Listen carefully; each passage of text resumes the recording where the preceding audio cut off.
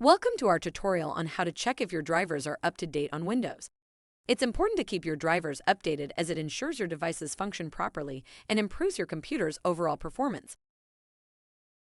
Firstly, click on the Start button located at the bottom left corner of your screen. Then, type Device Manager into the search bar and click on the result.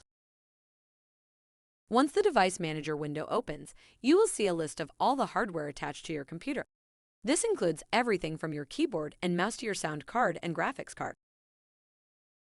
Now, let's say you want to check if your graphics card driver is up to date. Click on the arrow next to Display Adapters to expand the category. You will see the name of your graphics card listed. Right-click on the name of your graphics card and select Update Driver. A new window will open, giving you two options: to search automatically for updated driver software or to browse your computer for driver software.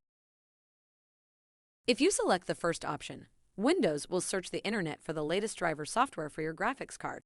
If an update is available, it will automatically download and install it. If no updates are found, it means your driver is up to date.